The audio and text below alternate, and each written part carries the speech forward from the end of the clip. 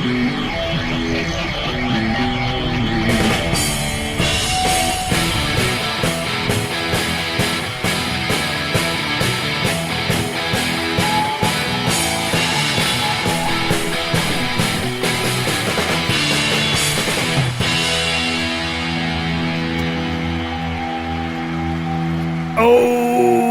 yeah. Welcome to Pot of Thunder, the recognized symbol of excellence in rock and roll podcasting, brought to you by Blue Microphones. They look great. They sound even better. And guess who it is? Here's my buddy Andy. That's right. It's your buddy Andy, America's little brother. And as always, I am joined by...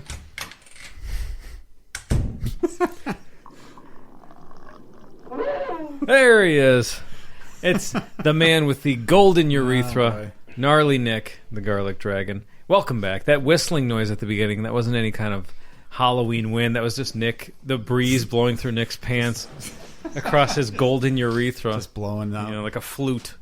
Yeah, just like getting the air out. Yeah, exactly. And, of course, sputters or anything like that. Nick, when you came in, did you check the roof?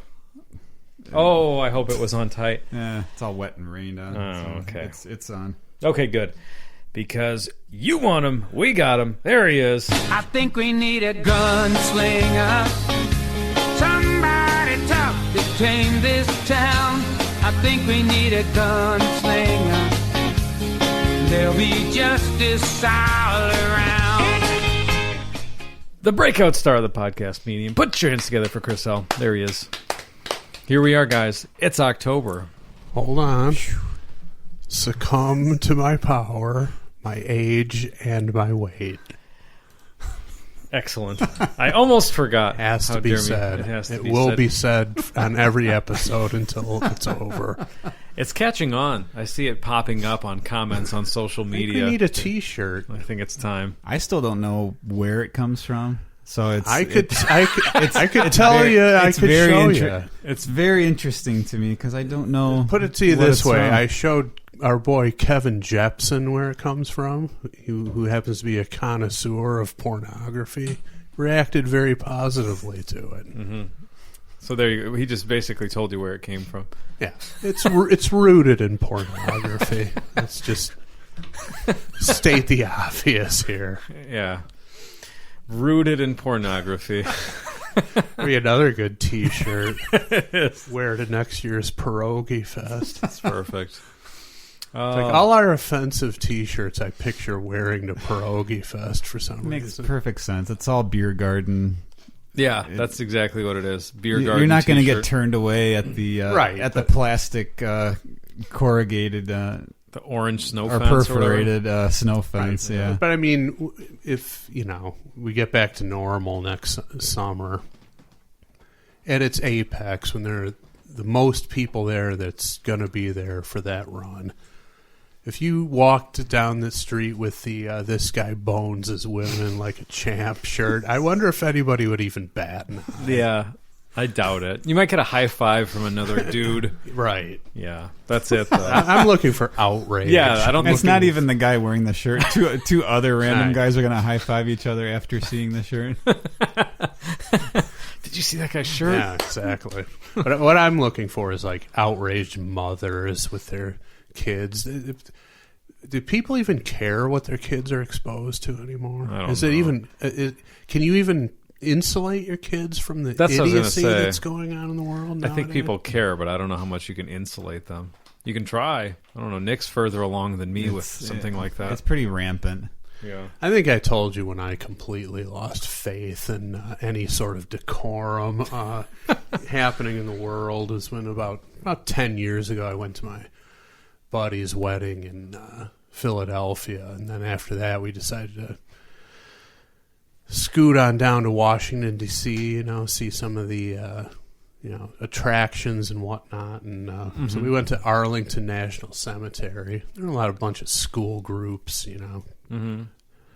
there.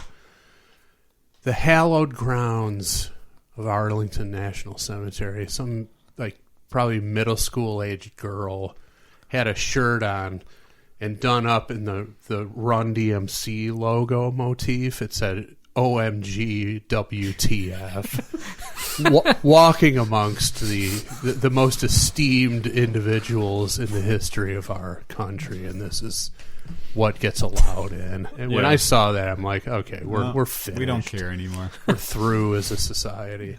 Not so much her, but where's the fucking chaperone? Yeah. Didn't anybody put a stop to that? Parent in the morning when your kid's getting dressed. I was thrown out of gym class in 5th grade, I think, because I wore a Stones T-shirt with the lips and tongue logo. I was kicked out for wearing that. For gym into class. a gymnasium.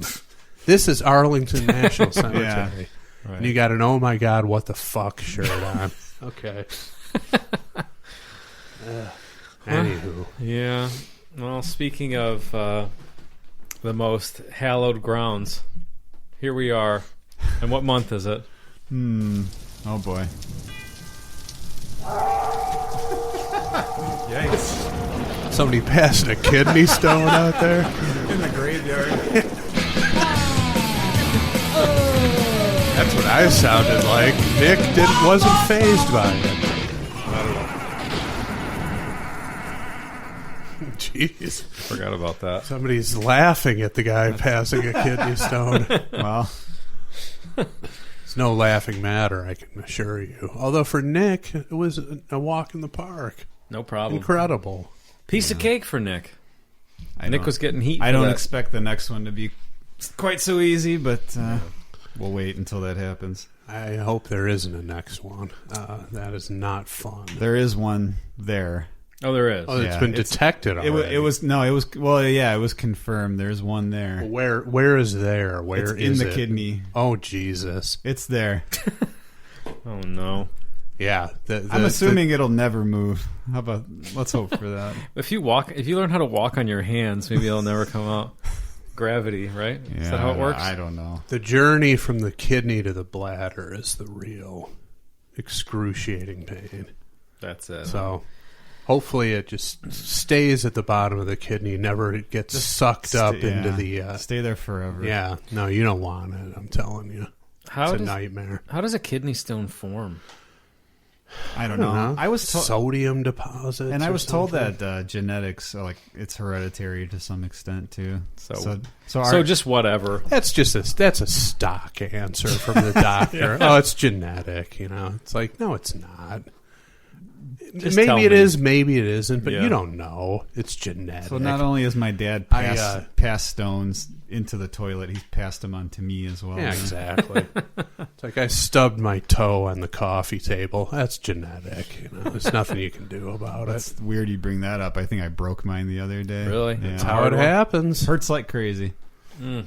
So everybody who thought I was getting off easy last week, Well, first of all, Nope. this is the first I'm hearing of it. Who are these people getting in your grill about not having? I mean, I did to some extent, but I was just mainly surprised. I heard you were dressed with hostility by somebody.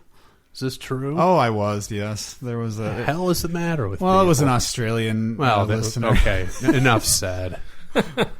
So much profanity. Aborigine. Oh, my Shut goodness. up. So much profanity. Sloping couldn't believe forehead. it. Get out of here. Oh, boy. Yep. So here we are. Quoting Derek Lutz from Back to School with that type of insult. So it's October now, right? Yeah. It is October. It's Pot of Thunder month. There's foil over there, so that's good news. I'm excited. Nick's putting on the foil. It's a new thing we've got going here. Thought since it's October, Yep. we play a little game during the whole treat segment. Okay. Thought, you guys ever, when you were younger, did you guys ever get in the dark around Halloween and pass around the old Halloween feel box, they call it? No, I've never heard of it. No? I've heard of it. No, where you It's like the peeled grapes. Yeah, it's eyeballs. The spaghetti. Yeah. What have you. So before you guys get to eat it, you guys got to feel it in the dark. And guess what it is? Okay. I like that it's the Halloween feel box. That's what we're doing. Okay. I didn't know that was what that was called. Yeah, let me get a little bit into the feel box here. All right. Should I Dump that out? You really have to be in the dark. Yeah. You just not look. Nick said yes. It's cheating. Oh, I thought he'd say no. He said yes. Okay, well, I'm going to turn the light off. Okay. Be right back. Ooh. Okay. All right. All right, it's in the box. I'm gonna pass it over to Andy. Okay. Gonna feel around in there and tell me what you think it is. All right, here goes nothing. Ugh.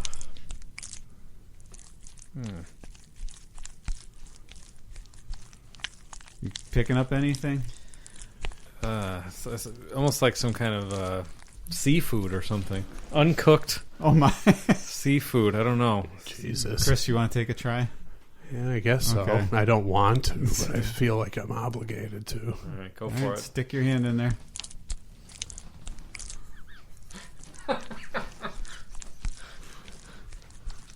What do you think? Like a gelatinous texture to it. Slightly. Not, it's a little more than slightly from my standpoint, but Well, All right. Should we turn the lights back on? yeah. Okay. I'm gonna show you guys what it is here. Okay. What is that? It's white on the top. We got some lemon bars with spinach crust. Oh, come on. Spinach. Yep, and thanks to I believe it was Phil Meyer Oh, or Phil. Phil Myers. Sorry. Who I was going to say Phil Muir, the I was Atlanta Flames goaltender from the 70s. Wow.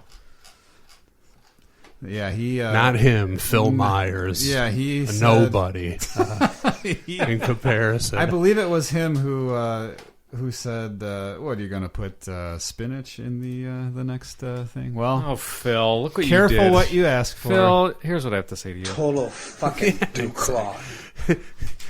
What else are you going to challenge him to put into something? You done it, Phil. Phil. Total waste of skin and life. Oh, Phil. So yeah, that's what we've got. Lemon bars with spinach crust. Is that what you said? Yeah. And that would be a what? What kind of treat is it? Oh, that's true. It would be Is something. it fried? No, it No. went in the oven. Is it it did sous something. vide?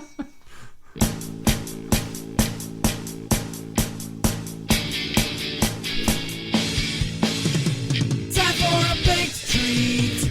Baked treat.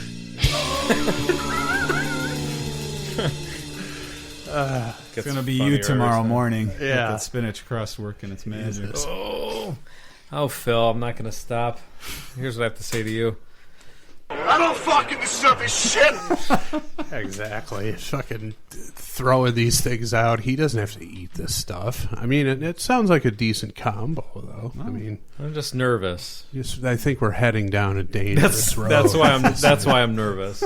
Phil. It's not where we are. It's not where we are. It's where we might be going. Exactly. Yeah. Well, it's only going to get worse from here. You can, use your deductive reasoning, the type of psychos who listen to this show. So Andy went uncooked seafood. Yeah, well, I mean, I didn't smell it. Yeah. So maybe that would have changed things. But Interesting. just the squishy texture. I Okay. didn't know. All right, well. Well, they're here Do we start? for whomever. All right. So here's what's going on. Spinach crust. Okay. Chris is going for it. All right. While Chris goes for it, Let's see what he says. he's looking at it after a bite. I've only eaten a tiny little bit, and it was warm, so I didn't get really the. Yeah, I full- don't really get any spinach flavor. No. Just lemon Yeah. bar? Mhm. Okay. Interesting. All right, so it's October, right?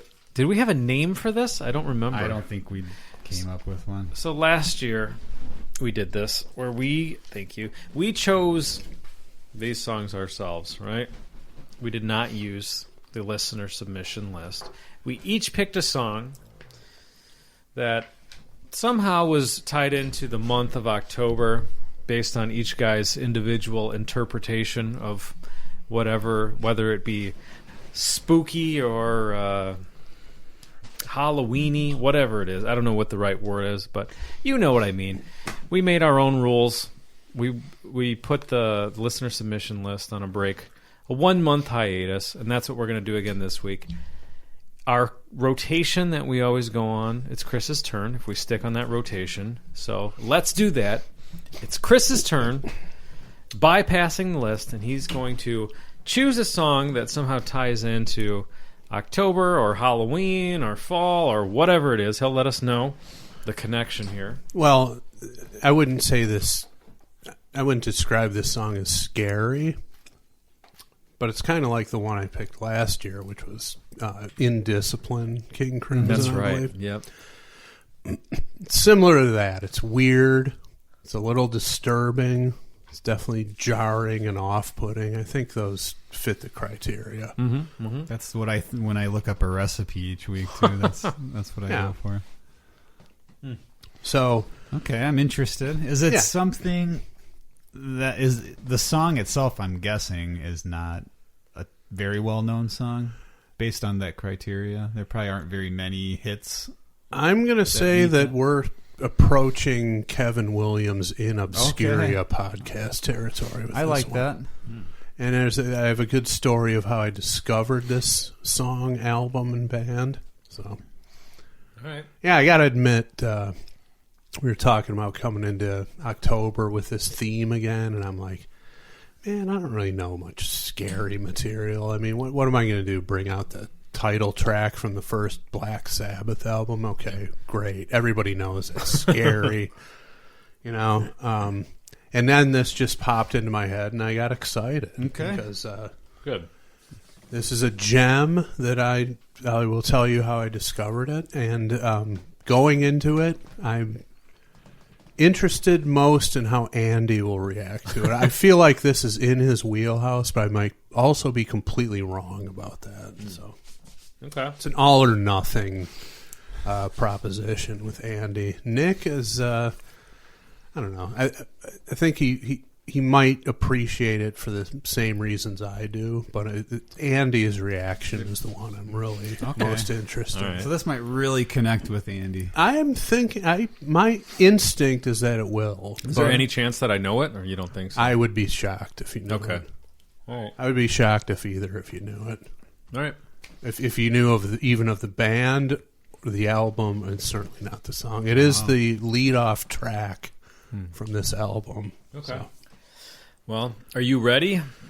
I'm ready. All right, well then let's turn the microphone over to Chris Jericho. All right, Hamel.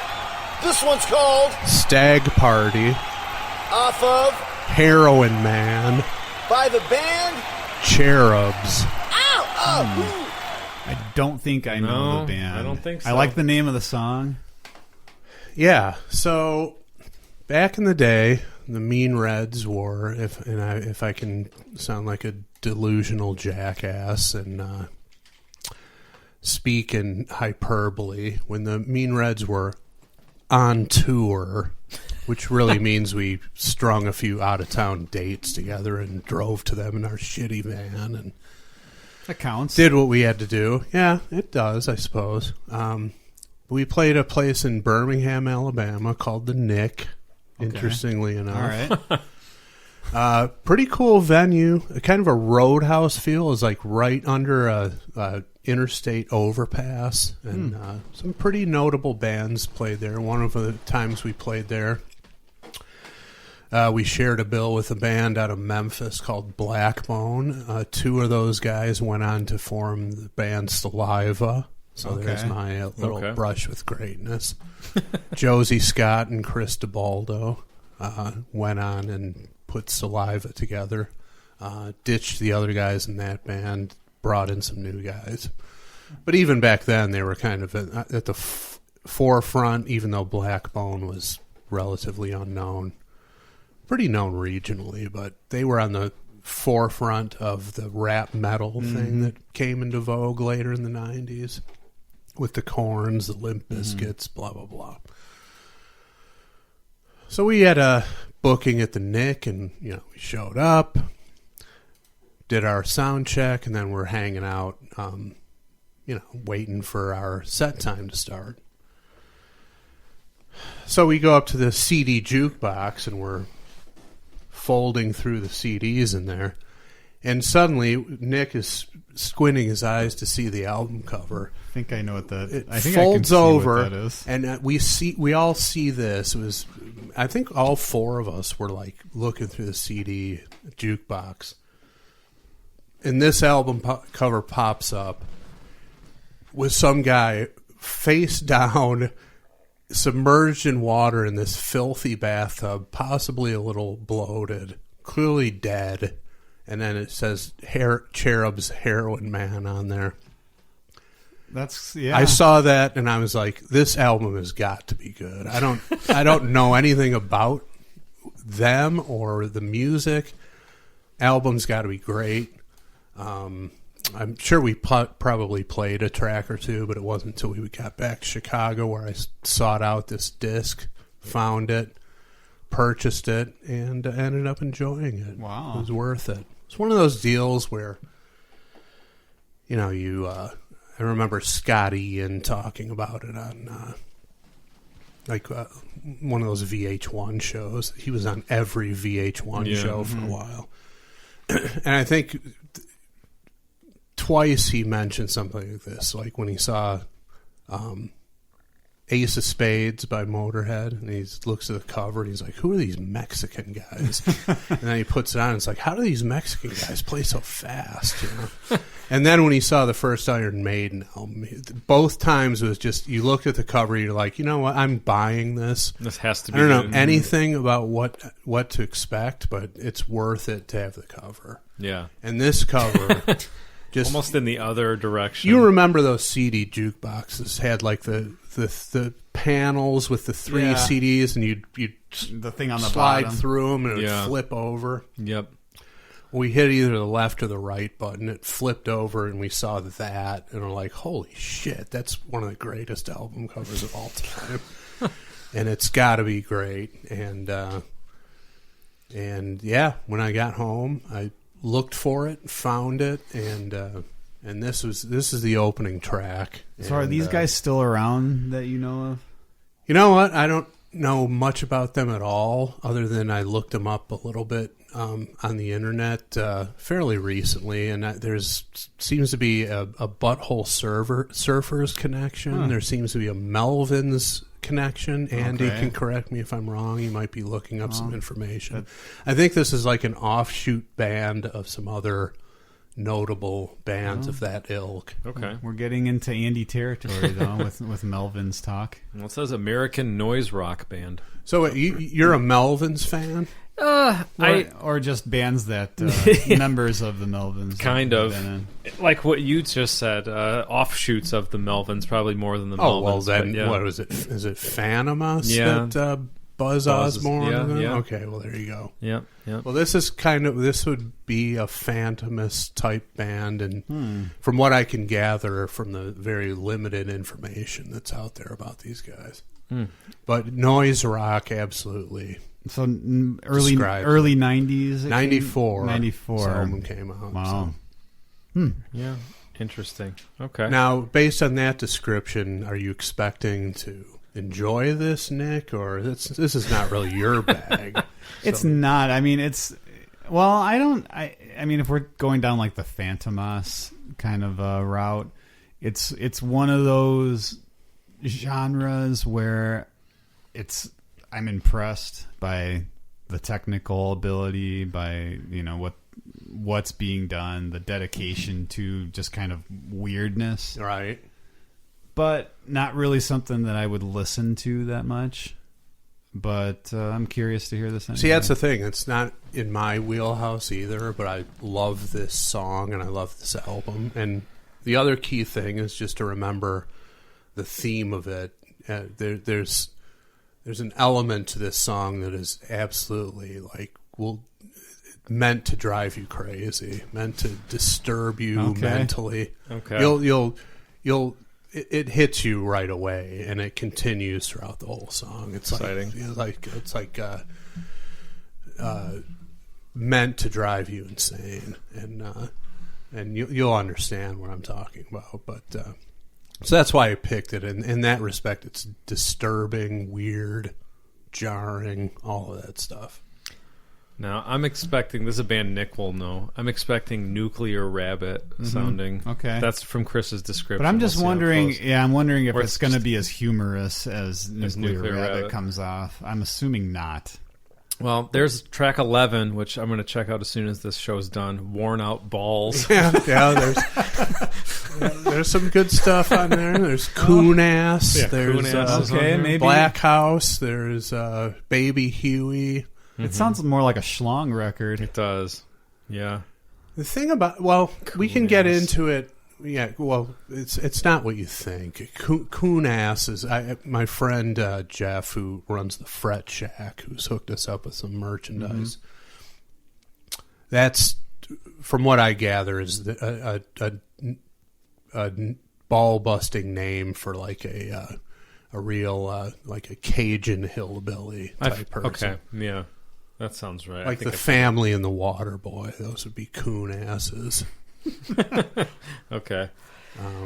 But yeah, no, I was pleasantly surprised by this album when I got it, and it's And how not did my you get type it? of thing at all. Well, I went looking for it when we Circuit got back City. to Chicago. Yeah, that's what I mean. Do you remember where you got it? Or It might have even been at the Virgin Mega Oh, okay. Store. Who knows? Yeah. but I used to like hanging out down there. yeah, it was, That was fun. 3 blocks away from work when we were at Playboy. I'd go over there all the time, and That's right. It was still open for a And, few years when you started. It could have been there, could have been anywhere, but I made a point of seeking this out and ended up finding it and enjoyed it. And it's not really my wheelhouse musically. Like, for example, the Melvins.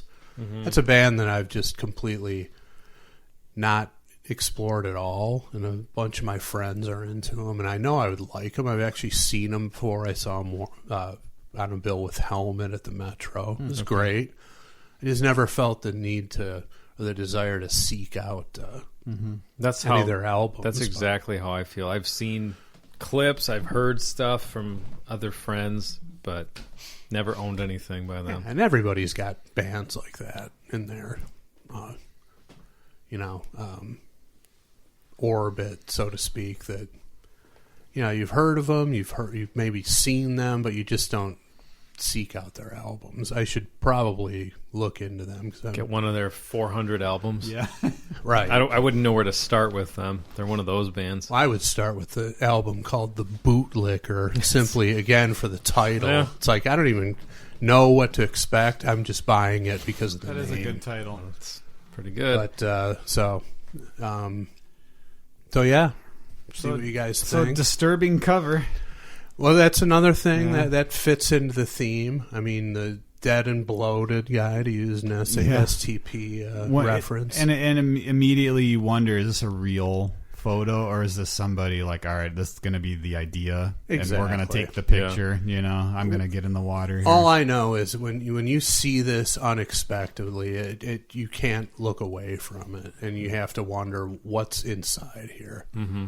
And that's the beauty, the lost art of cover art.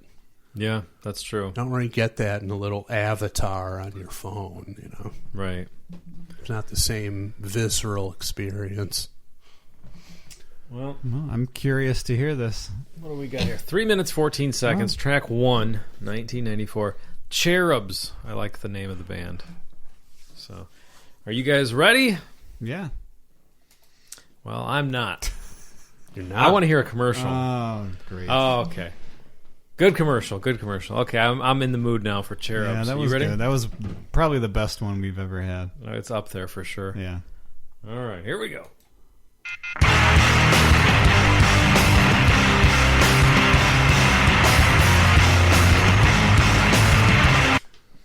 A lot of racket. So the phone off the hook, Exactly. you get about It a quarter of a continues second. through the whole song. they didn't beat you over the head with it for a few seconds. It's a exactly. quarter of a second, and then it Exactly kicks in, and right. You know it's there the whole Thank you. time. Thank you for that. It's like you said, it's not a 30-second thing. It's barely discernible before they come crashing in. And as you'll hear, it drones on in the background through the whole fucking thing. Which Okay. by the end of it, you're just like your head is a beehive. That- You're like, what the fuck is going on here? That reminds me of our old singer in our old band, Aaron. Whenever this was during the height of what was it? Get this party started by Pink. Mm-hmm. Yeah, there was some sort of keyboard noise in that song where every single time he thought his phone was going off. And he would look at it. There was something in the song. I didn't remember that. No, it's funny. I'm pretty sure it was that song.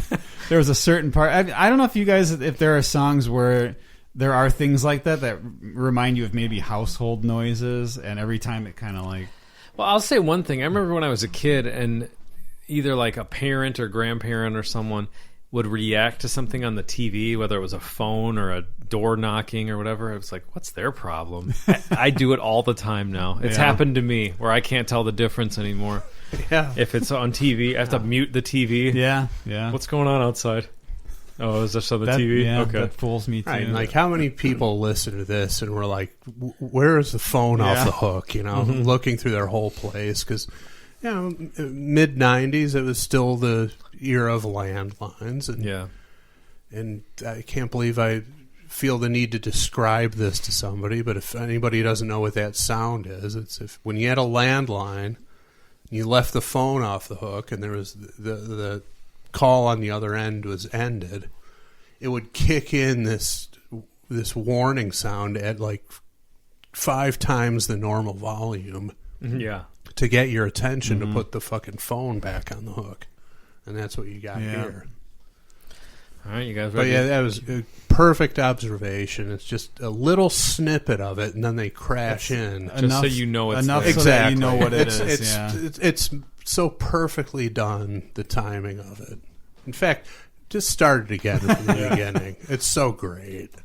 Well, I rewind it. So it's great, but it also drives you up a wall by the end of it. Okay. And I'm assuming that they don't bother to have it be like thinking of a couple of songs here where you've got the sound effects and they make sure it's on tempo. So this, I'm thinking, no, I don't think it's probably more effective. I never even thought of that. To not have it be on the tempo. No, I don't think that's happening here. I don't think they took it into Pro Tools. Absolutely not. It's not a silly love songs situation. No, it's definitely not. Steam Rock Fever. No. And while I started over, I wanted to say, Nick, I apologize. That was a very good treat. Oh, I'm glad you liked that. I wolfed the whole thing down. No, it was good. No problems. So, thank you, Phil. All right, here we go. Start it over.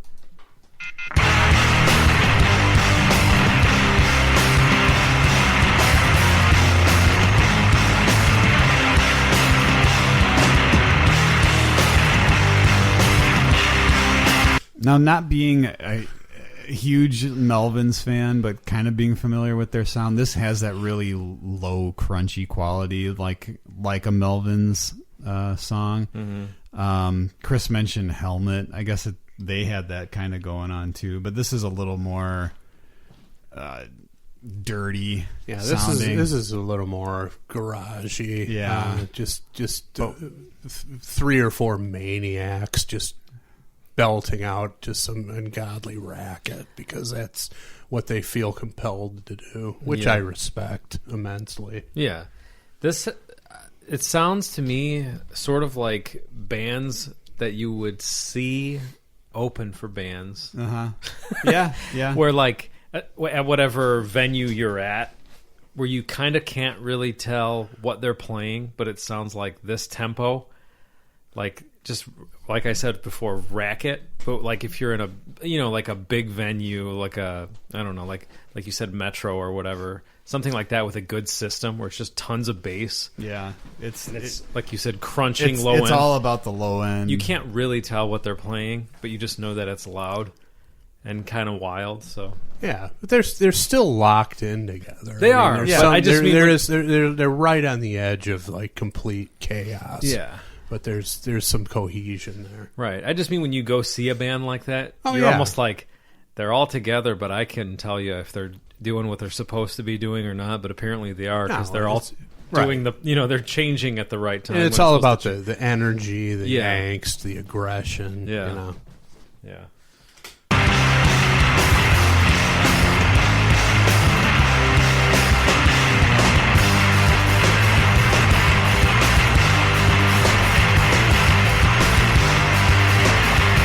It's like slightly less reined in Smashing Pumpkins. Oh, it's a lot less. Well, I mean, that. I mean, they would. There are songs that I've heard by them where they get into this territory a little bit. I hear. I don't think they ever brought the fury. Like no, this. not quite as much. This is more raw, but It's definitely, yeah. But there are. That's what it's making me think of a little bit. It's of the time, Yeah. for sure. You know, Yeah, and that's another thing is that at this time, 94, everybody was either into, well, I guess depending on when in 94, but I mean, I remember clearly a lot of people seeking out whoever Kurt Cobain talked about when he was alive. Sure. It's kind of like Metallica with the Garage Days thing. Kurt Cobain kind of did that for bands too. He kind of gave them their own career. Well, they had careers, but because of him being a fan of theirs, and then after he died, everybody was interested in everything he said. Right. Sure. And it's like they talk about Metallica, like a lot of these bands have been able to sustain careers just because Metallica. I'm pretty sure that was covered them. The whole second coming of the Misfits, and that's whatever became of their legend. A lot has to do with Metallica wearing their T-shirts all the time. Yeah. And this song to me, or this, the way that I don't know if the whole album is like this, if this is like the typical sound of this band, but it sounds to me like something like that, like a sort of derivative of like something that Kurt Cobain would have been into, and then therefore a lot like people started doing that. It kind of became a thing to do. I'm not saying these guys, I don't know anything about these guys, but to me that's what it sounds like. Like it is of that time because people were researching and checking out stuff like this. Yeah.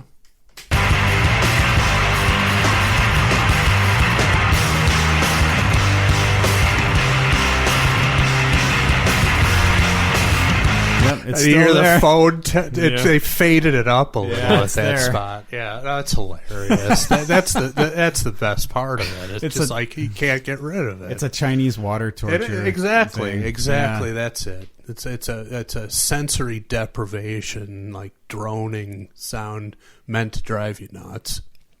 Reminds me of the Clockwork Orange sequence where they have his eyelids propped open and they're Reprogramming him. putting saline solution in him and making him watch that horrific stuff to deprogram him. It's this kind of same mind fuck that's going on here.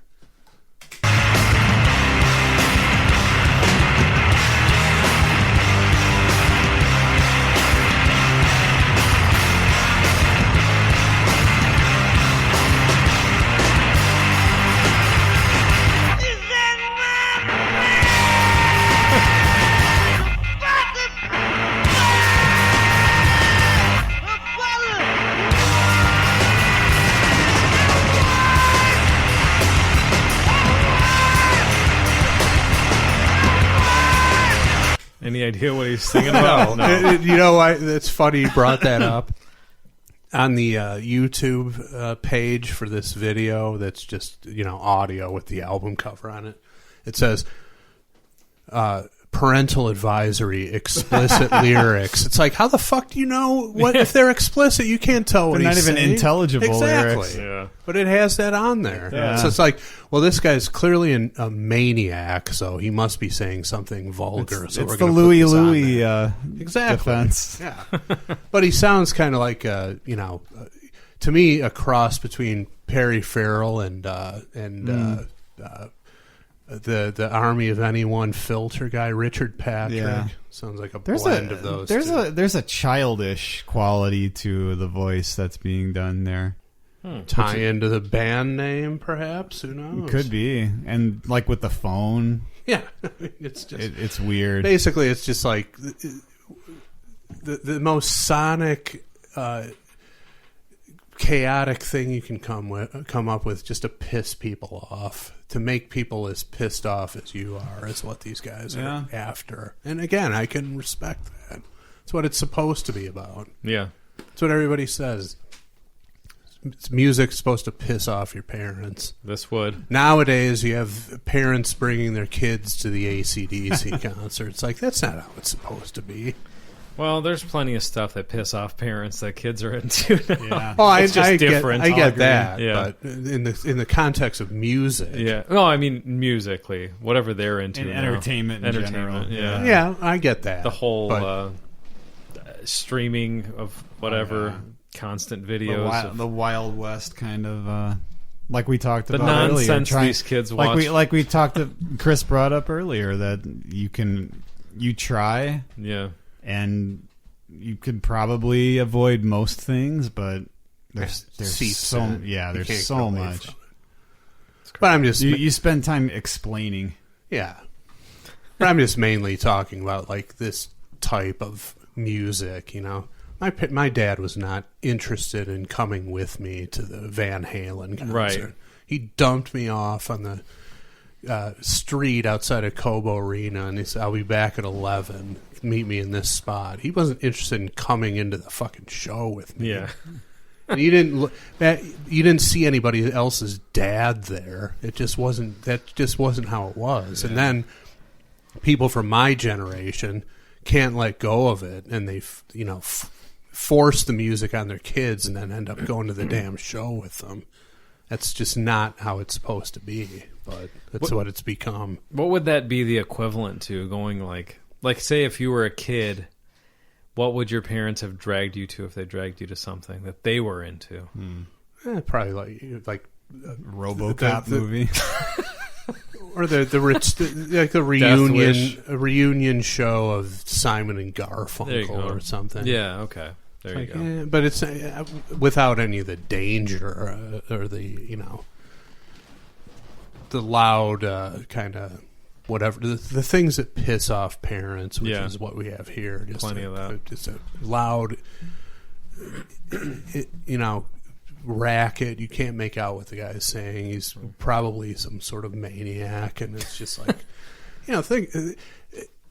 If this was blaring out of a kid's room, what the parents would think of this? I mean, this is just completely jarring to someone not of this generation, I would think. Yeah. You'd turn into George Wendt from the black or white video. Sorry, Yeah, right. Exactly. yelling at Macaulay Banging Culkin. Banging on the door.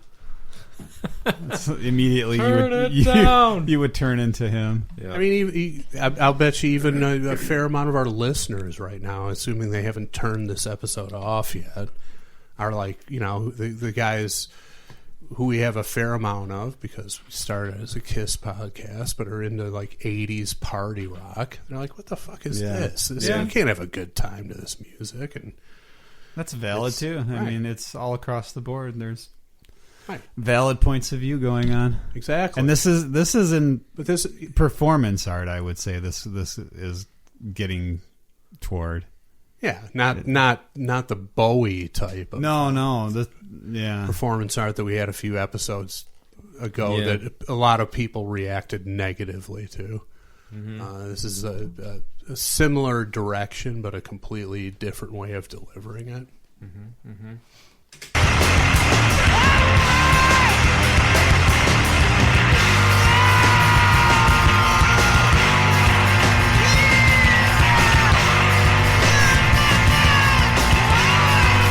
Do you think at any point either the singer or producer, assuming there is one, was like, I don't know, man, I don't think you got that. Let's get another take on that. Yeah, right. Let's roll that double back. track that vocal. Yeah. John Lennon did it, so Yeah, as soon as he gets up, have him do it. Have him get ready for another take. this wasn't a Butch Vig produced session for Geffen Records. Okay, Right. There wasn't any spit shining going on and taking your nods from or your cues from John Lennon as to how to put out a an album of catchy pop hooks. This is not that. So It wasn't the Number of the Beast recording session on that classic albums where Bruce Dickinson said he sang the beginning. Yeah. Was he say like 100 times until it was right? or They like just kept making him do it. or like any Def Leppard album Yeah. with Mutt Lange at the helm. Yeah. You know. Nope, not the case here, huh? No, I don't Stag think so. Party.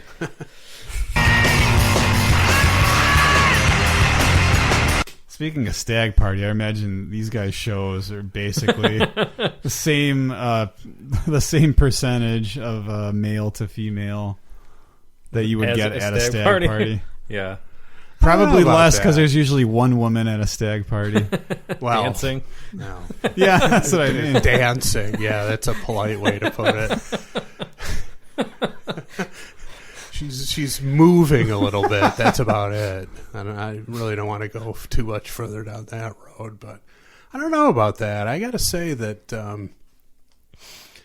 I landed in Chicago right when this sort of scene was picking up steam, not only out of Seattle, but everywhere. And Chicago is very reflective of the times. And a lot of these shows with bands like this, there were a lot of chicks there. Yeah. Okay. That's kind of shocking. Yeah, I mean, it was great. Obviously, it's, something you like to see. Have a little balance there of genders because, let's face it, you're out having a good time seeing a show. You might think about getting laid at some point. It's not going to happen with a bunch of dudes around, but it wasn't the same party chicks who'd show up at a Motley Crue show. Right. It was the chicks in the torn up fishnet stockings and the heroin chic makeup and gothic look, but still chicks at least. Yeah. Not like going to a Dio concert. Any women there? Just Wendy People Dio. bitch about Vivian Campbell. It's like, how could he join Def Leppard after what he did with Dio? It's like maybe he wants to look out in the crowd and actually see a woman for a change, not just a woman.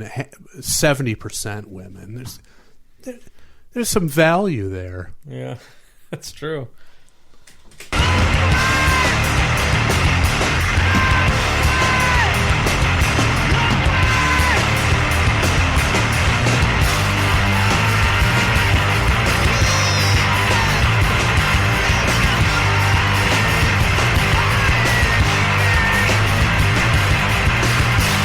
It's like I listen to this and I'm following that main guitar line, and I can't even wrap my head around how do you create that sound and that line. It's like where are you playing it on the neck and like with droning strings or whatever. Yeah. I can't even wrap my mind around what chord shape you would make to create that guitar line and that sound. I mean, the sound is just sheer volume. But what's going on melodically, it's like I don't even know where you would begin to do that. And I was, during that last passage, I was kind of settling into it. There's a legitimate groove going on at times. No, I mean, absolutely, it is raucous and kind of, it comes off, it's very raw.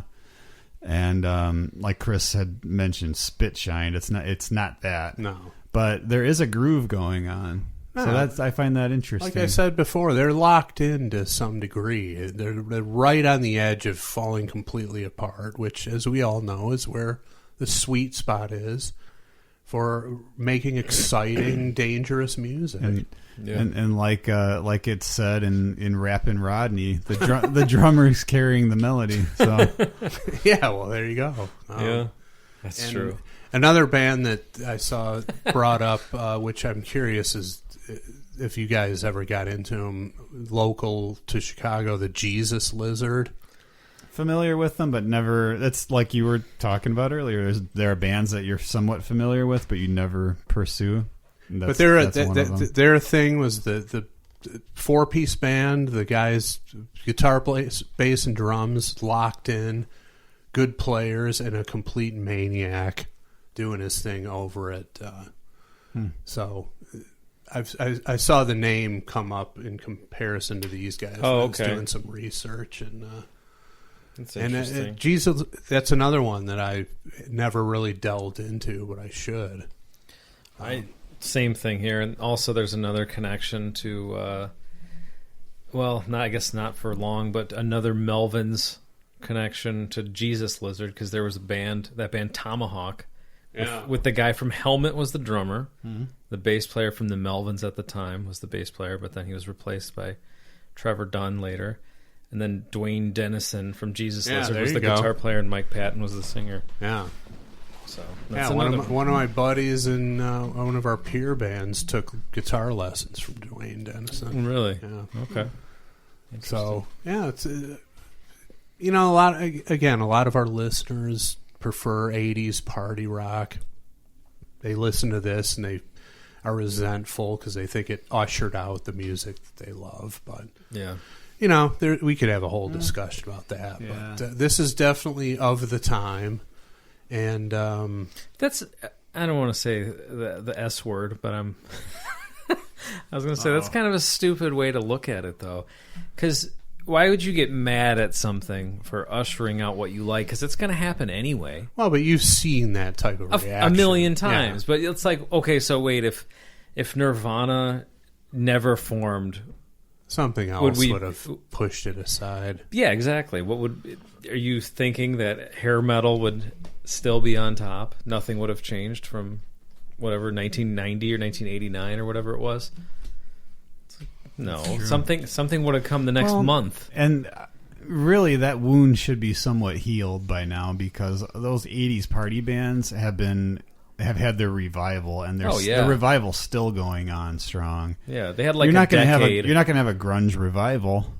Not really. Not really. Nobody's. Dead. Yeah, most of the key players are dead. That's so There you go. Yeah. But I mean, there's a fair amount of nostalgia for that time for people my age. Because for me, those were the salad days. That's when I was trying to get my own band off the ground. But that was the kind of sort of disconnect or weird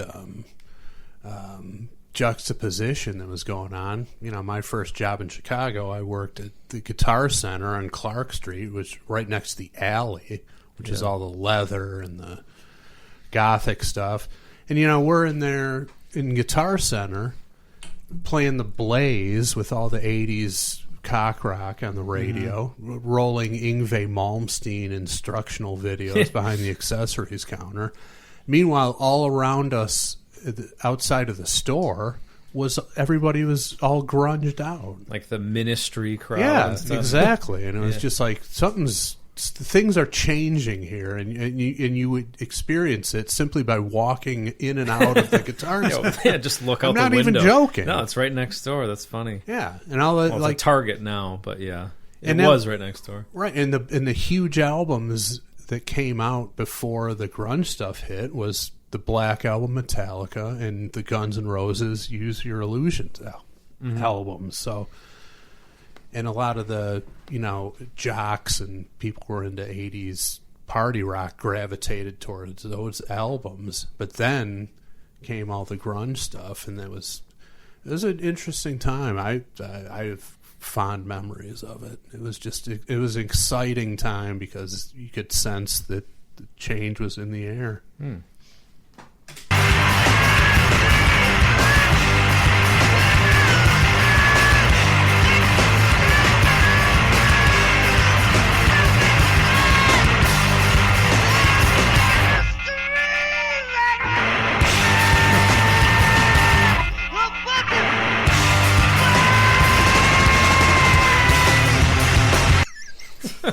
I just love the part where they drop out. That before they cut in, the guitar just goes da-da-da-bum, like that. Just that knifing, punching, stabbing motion of the guitar. Just that crazy lo-fi aggression that's coming out of these guys.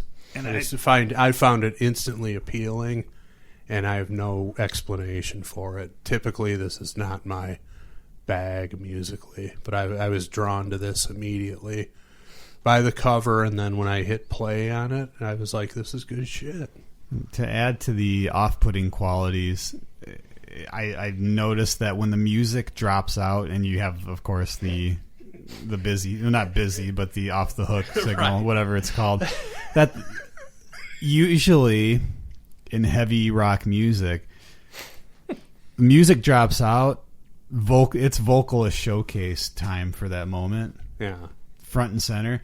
This guy's kind of stammering, not really, and then the music kicks in and then he's going again. All right. So it's even more kind of disorienting that it's going against, I don't know if I guess I'm assuming at this point, even in 94, that was kind of convention where, you know, it stops for a second.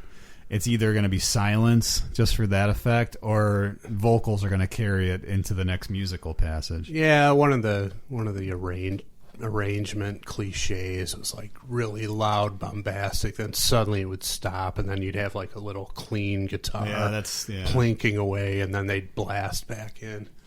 This is kind of like that, but again, it's not Geffen Records type of production. This is just like you set up a bunch of mics in front of these guys in the practice space, and this is what they put out. Yeah.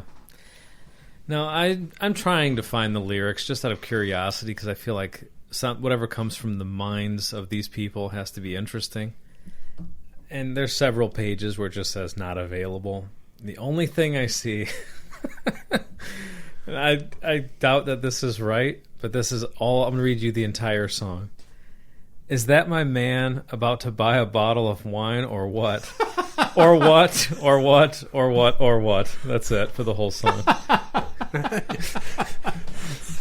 It could be it. That's fascinating. It might be a question asked before or during a stag party. So who knows? Yeah, it kind of fits.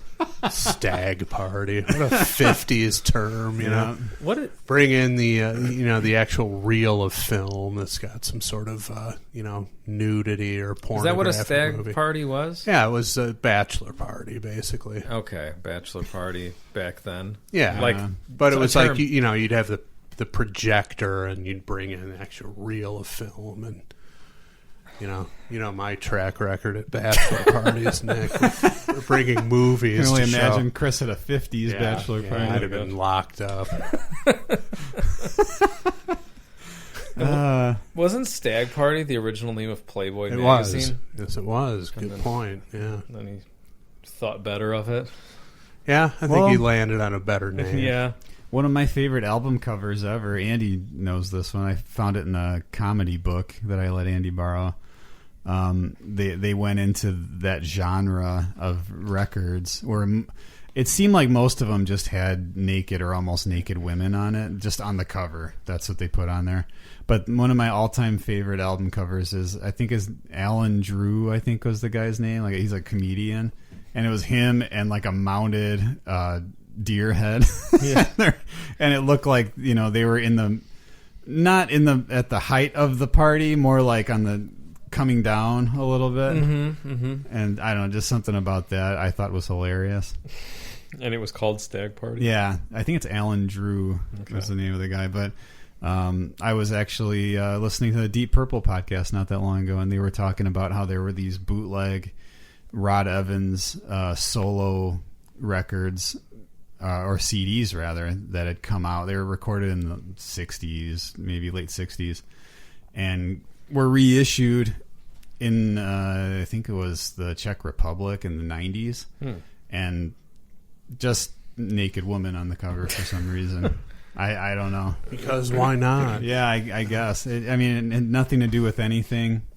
And then that made me think of when I was looking up on Discogs.com, trying to find that Stag Party one. It's like immediately just all and then I found the one, and it was like an island in the middle of a sea of the other ones. Yeah, it's funny. Apparently that was a thriving market back then. So what would be the soundtrack for a stag party? I don't know. Or do you just look at the record? I mean, I know there are like party bands, kind of like Animal House kind of a vibe. Yeah, but like the Wild Thing, the Trogs, that type of garage rock would seem to fit in, I think. Like Doug Clark and his Hot Nuts, which I know because I bought one of their records That's a good one name. time. His Hot Nuts. Yeah. It's a good. I'm one of the Hot Nuts. It's interesting. Yeah, so I apparently that was a big thing for a while. I don't know that there are party bands of that style anymore. I'm assuming not really. Some dickhead whips out his phone and punches up a Spotify playlist, and that's that. Yeah. It's kind of similar to what we talked about those Windsor, Canada cover bands. Kids aren't getting into that type of thing. No. It's whatever. It's as it should be. Things should change. What kids and pop culture deem relevant should not stay the same across generations. But, I think every generation, when they get to be our age, look back and it's like, well, they're missing out because what I used to get into was a lot more fun. I just think that's the natural order of things. Who knows what's going to come on the heels of what's going on now? Yeah. I mean, what are the kids who are 20 years old now in 20, 30 years? What are they going to be horrified by looking at kids 30 years younger than them? What could possibly exceed that? But it always happens. It always happens, but at the same time, I feel like, I don't know, maybe I don't even know anything about the current generation of like young teenagers, but when I was in high school, it was like late 90s, early 2000s, and a lot of the stuff that was pop culture then would be like horrific to the generation of people who are maybe in their like mid to late 20s now. Just like wildly politically incorrect. Like that's not okay to those people. So that kind of went the other way for a little while. Could be, yeah. I mean, a lot of people, Well, I guess, yeah. younger people that I worked with were like that. We're like, no, man, that's weird. Yeah, that's horrible. Like just I guess, yeah. offended by everything, kind of politically correct. But I think that's even out of style now to young teenagers. To be offended? Or, yeah. At least on that level where well, it's like the majority. There's going to be a counter push to everything. When things get a little bit heavy-handed, going in one direction. Always. I mean, we talked about Nirvana before. I think that's pretty much what happened with them. Is things were going too far in one direction, and then it got stripped down, and that's, it was refreshing. Yeah. Speaking of refreshing.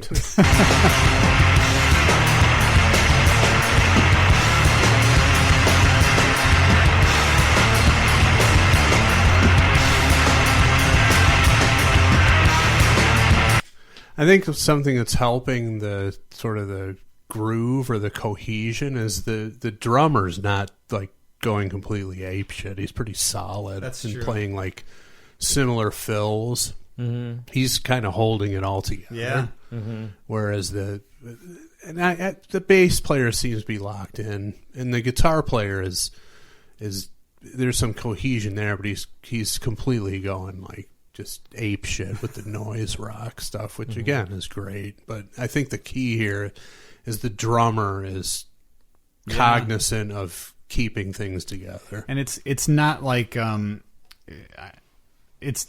would agree, and it didn't even really occur to me until you pointed it out, but the drums are not. I'm thinking of bands that Andy and I would have gone to see at the Fireside, like in the late 90s, early 2000s, like Luke Skywalker, where like the drummer is hitting it almost seems unplanned, and it's like, how fast can I hit everything for this period of time? Mm-hmm. This guy in this band he's holding it down with a steady. It's an odd beat, but it's steady. It's odd, but yeah, it is holding down a groove. It's kind of, I think, what separates that style from like the over the top just mayhem. Yeah, the bands who do that. Yeah.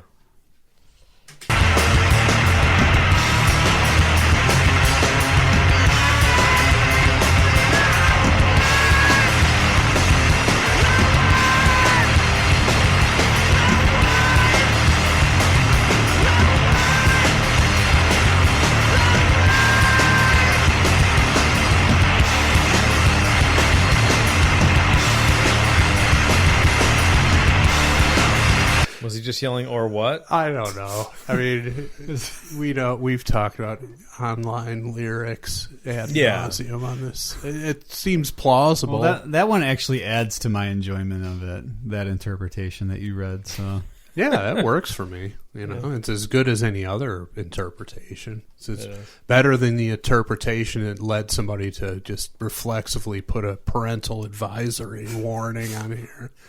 Explicit lyrics. You can't tell what the fuck this guy's saying. No clue. It's clearly reacting just to it sonically and being like, there's got to be something offensive here. We need to put this warning on. Ridiculous. Because it's so unrestrained musically. Yeah. It must be that way lyrically. And I'll bet you it was some YouTube bot that just slapped that warning on there. It's like a computer was like, no. Based on the sound waves, something offensive is going on here. Which again is if that's what happened, it's a testament to what these guys were trying to achieve. Because you create music like this, you're trying to get a reaction out of somebody that isn't necessarily positive. If they offended a computer somehow, they should be proud of So themselves. are you telling me they got fact checked, the Cherubs? Yeah, they did. Independent fact checker came in. Yeah, well, that could be 20, 30 years from now, something that the kids are outraged by. Yeah. the rampant use of it's fact checking. That's a whole other discussion. Yeah. All right, we're almost there.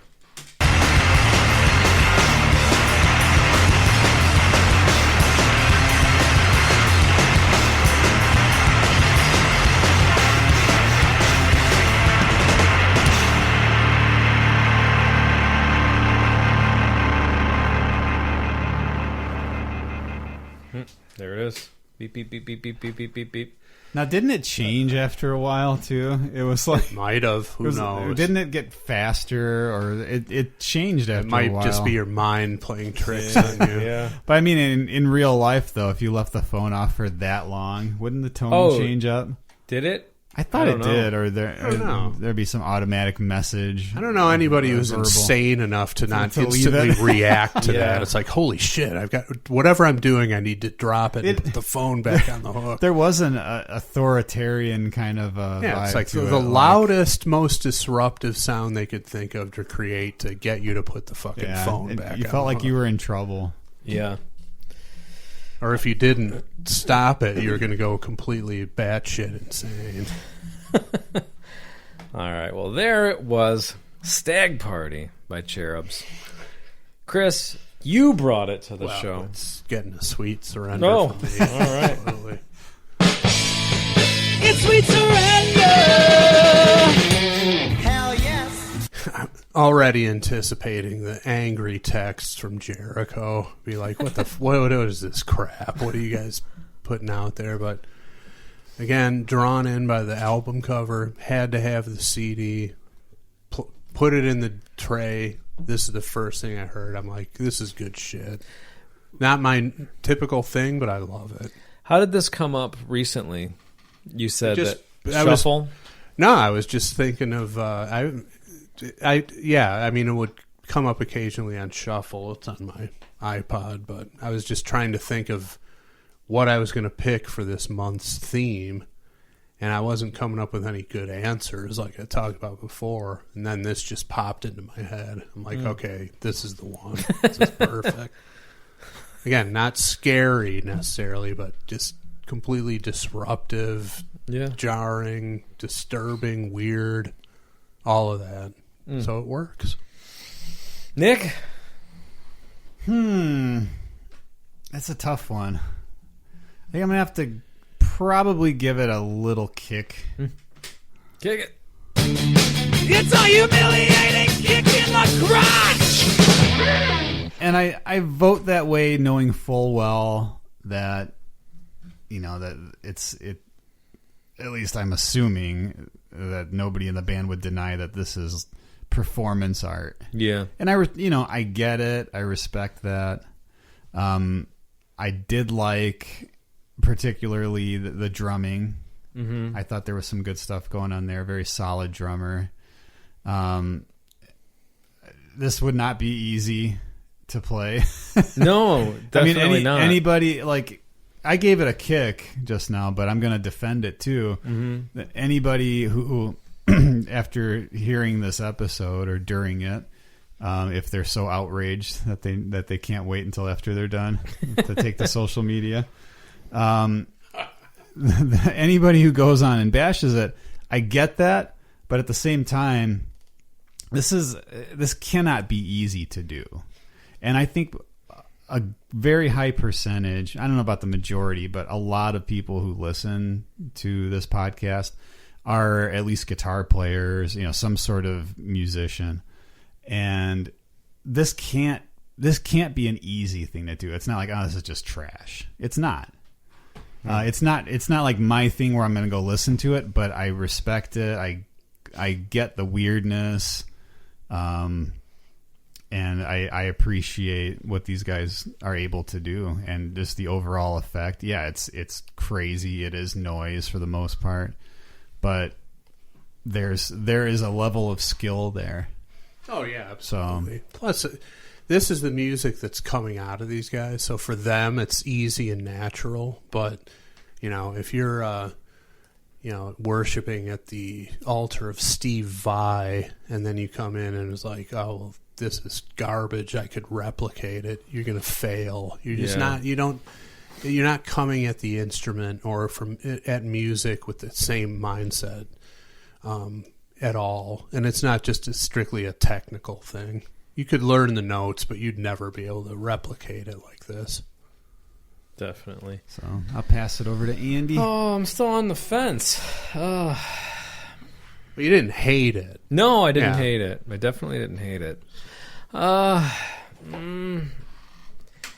all right, I'm going to kick it. It's a humiliating kick in the crotch! I'm going to agree with pretty much everything Nick said, and I'm also going to say that I will be checking out more from the album. Good musicians, like you said, it'd be really hard to play this. It's not one of those things where they just horsed around and this is what came out. There's a lot of rehearsing that went into making this noise. Yeah. The only thing that for me, I don't know, just for here's a sample of one song by this band. Even if it was some off the wall crazy thing, I was hoping for some kind of hook, even just a weird repeated yelling thing other than or what. But I think that was the only thing that is missing that I would have put it Sweet Surrender if it had some kind of hook. But I'm interested. Piqued my interest for sure. But I can't in good faith give it a Sweet Surrender. Yeah, but, there are worse songs that I gave a Sweet Surrender to for other reasons. So there you go. Thinking of now, Andy knows more of the material, like the Fantomas and that kind of thing. I don't think that's. But that's got. There's a more. The vocals are a lot more prominent, and there's more structure, I would say, to what's being performed vocally. Yeah. Where this one is more just like. Well, that's random. Kind of frantic and sort of in the background, just kind of part of the noise. I don't think those two are apples and apples at all. No, I don't think so either. That's why I'm saying that might be. I'm trying to figure out what to you doesn't put it on that level, that same level. Yeah, I think I'm wondering if it's vocals. Probably vocals. Yeah, that there's not something. It's to, not to as latch they're not as onto. strong. Even just not as strong, and even just something to latch onto. Yeah. Like it doesn't have to be. I'm not saying it has to be like on key, beautiful singing. Just like a hook, even just a scream of something. Identification. Yeah. But a slight bit of predictability, maybe something. Yeah. But it was cool. So thank you, Chris, for bringing this week's song. That was interesting. Definitely an interesting one. I can't wait to hear Worn Out Balls. Kind of thinking we should just roll right into it right now. Well, we always got next week. Well, I'm sorry if you disagree with us. That's just the fucking way it is. Deal with it. Chris, are you disappointed with the voting? Or No, I think the fact that it was jarring to listen to and took you guys aback a little bit is the desired result. Yeah, it did. And I recommend. I have the CD. I can loan it to you guys, assuming I can find it in my pile of shit at home. But I would say this probably from a tempo standpoint. This is the fastest song on the album. There's some half tempo things and different vocal styles. Interesting. I think I'm a big fan of the whole album. I think it's really weird and interesting, and I'll hook you guys up with that. It's worth a listen. I'll be saying, is that my man looking for that CD in his closet, or what? Yeah, it was cool. It was cool. It was different. Yeah. Stuff that's there's stuff that's perfectly polished that I can appreciate, but I'm just not going to go listen to. Yeah. So it's Yeah. different. No matter what genre, there's going to always be something like that where it's like, okay, I get it. This is cool. This is interesting. Mm-hmm. But it may or may not hit with you. Yeah, exactly. That's all. All right. Well, I know what's going to hit with you. This commercial? This commercial. Oh, thank goodness. What'd you think? I you know what? I'm using one right now. At this very moment. Yeah. Wow. I had no idea. I got a backup in the car. Swing away. Swing away. Yes, Chief.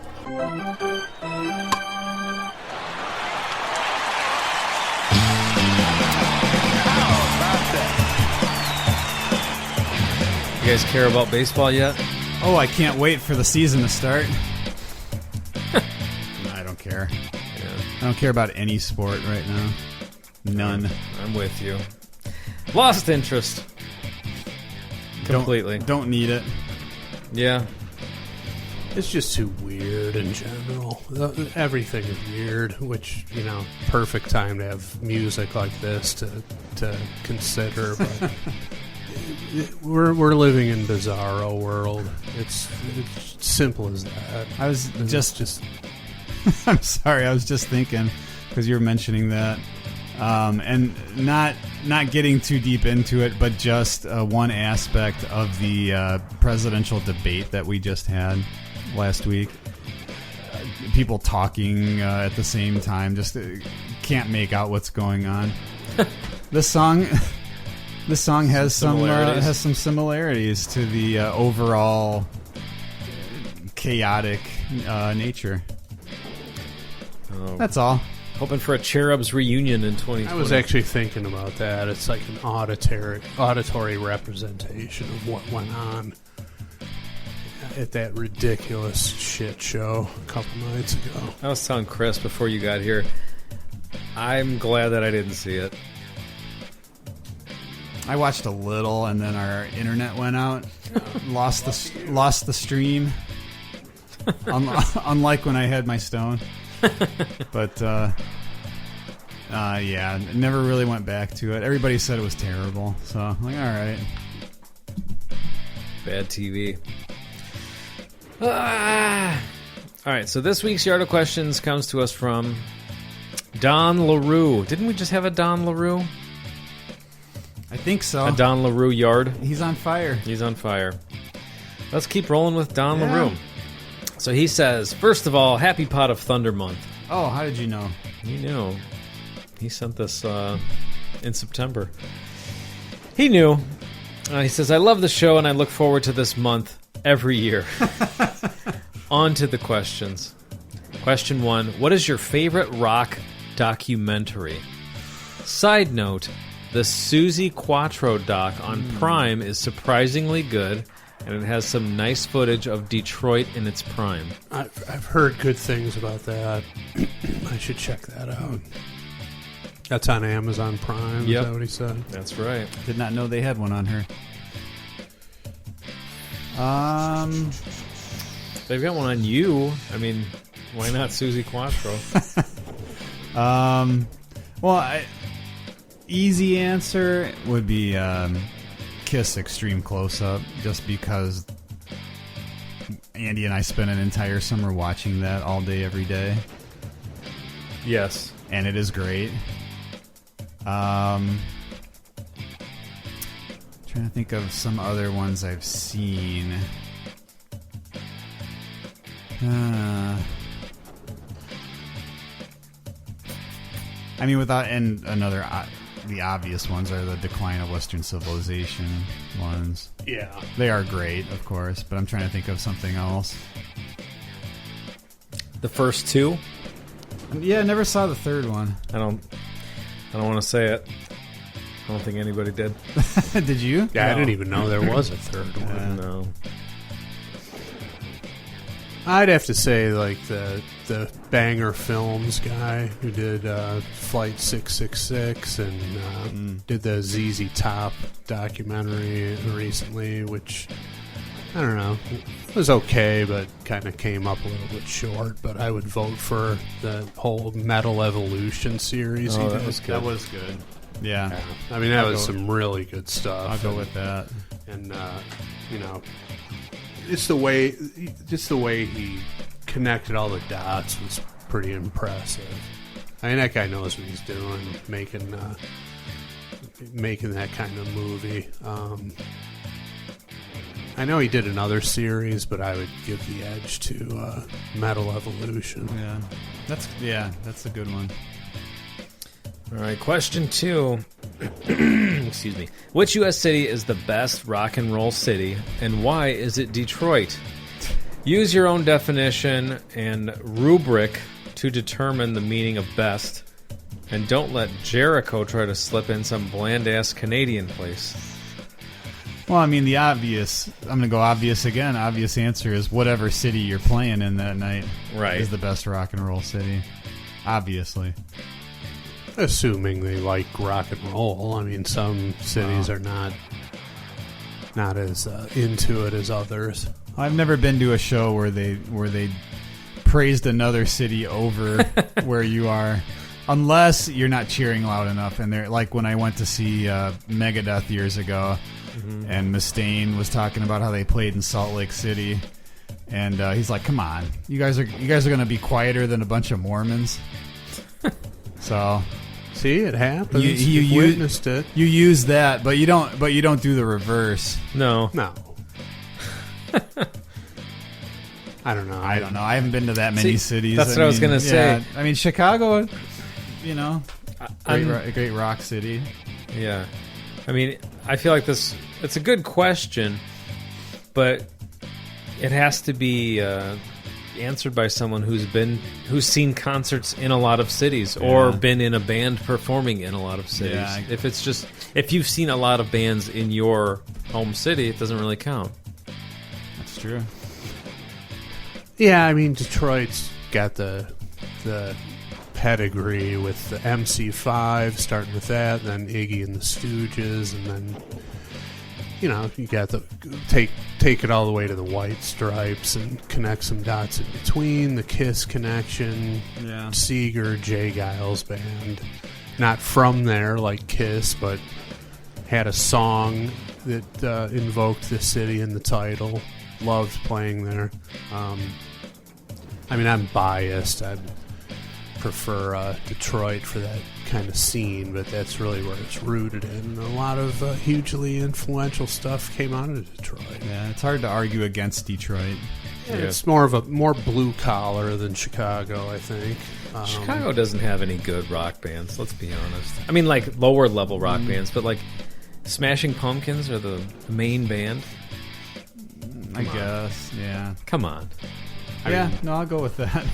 I mean, the original incarnation of Chicago was pretty potent, but they definitely went, when Peter Cetera's testicles vanished and he put out this drivel that they were putting out in the 80s. Yeah. But when they first started out, I mean, they were That's a good band, but I'm just talking more like hard rock or metal, or you know what I mean? Like that's there's missing. your boys Disturbed. See, that's the from Chicago. worst band ever.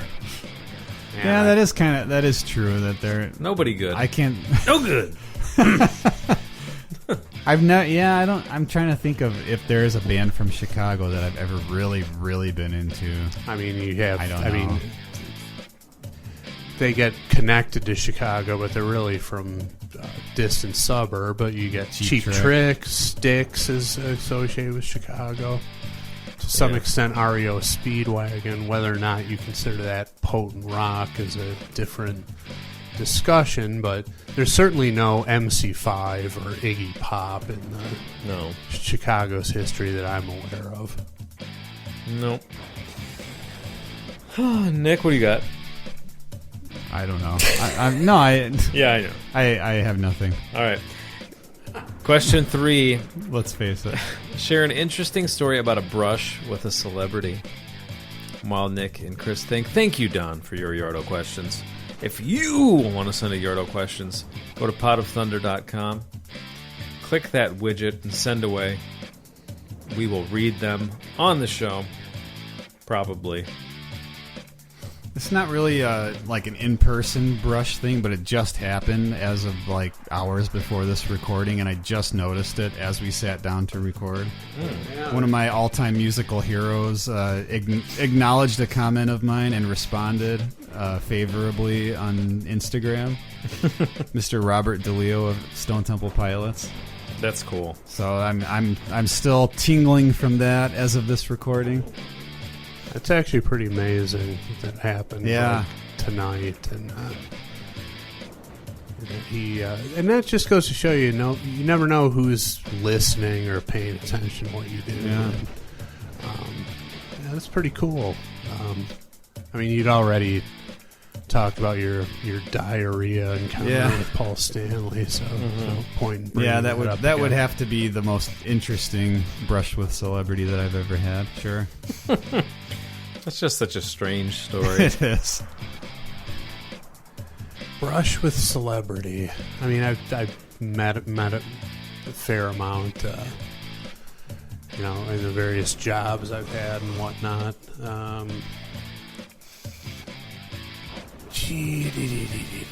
I guess what's coming to mind is Jericho's got his 50th birthday party coming up, which we were invited to, which is... You want to talk about surreal. It's like, traveling is not something you just do because you feel like it. So, but one of the bands is the Eric Martin band. He's a singer for the Mr. Big. Yeah. And I remember when I worked at the Hard Rock Cafe in Chicago in the mid-'90s, there was a Jason Becker benefit concert at the Aragon, and they had like the pre-party the night before at the Hard Rock, and like Eddie Van Halen was there, Steve Lukather, Billy Sheehan, Robin Morgenstein, a bunch of guys like that who were all I'm assuming Marty Friedman. He was probably there, yeah. But Eric Martin was one of the guys there, and I remember that he got stopped at the door. They wouldn't let him in because he didn't have his ID. The guy looks like he's 12, even to this day. Right. And I actually had to go out. It was a newer doorman who was playing everything by the book, and I actually had noticed this going on, and I went out there, and I go, this guy's fine. You can let him in. But he was not going to let him in because he didn't have an ID, and he looked like he was 12. So that just, whenever I see that guy's name, that incident, and maybe not the right word, but that always pops into my head, and he's one of the entertainers at Jericho's 50th birthday party coming up on Halloween. Alrighty. So that's going to do it for this week. If you'd like to submit some songs for the month of November, go ahead and go to potofthunder.com. Add some songs to that listener submission list. Aren't we kicking around the idea of some sort of giveaway for people who have their songs picked moving forward? Yeah, that's right. This will give us a few weeks to build up the anticipation of that. Yep. There may or may not be an exclusive item sent to everyone whose song is picked going forward. and I'm debating going backwards, depending who asks.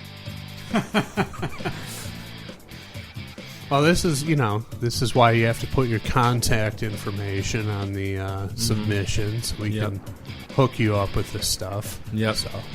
Exclusive item. If you want to be in the exclusive club. It won't even be an item for sale on the TeePublic Not site. possible. No, we're not. It has to be a legit exclusive. And that's the idea we kicked around. So. Yep. So, Gotta earn it. More on that later, as they say.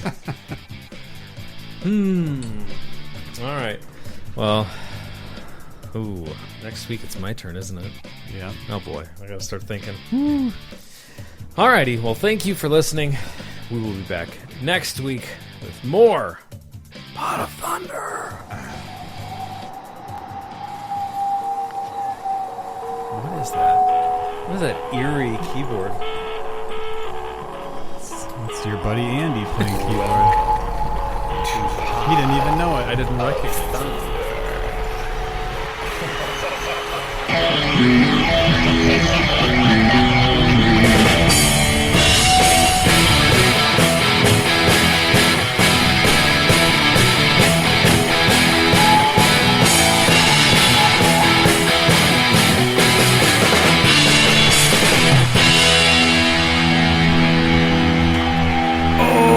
Oh wait, no, I don't do that at the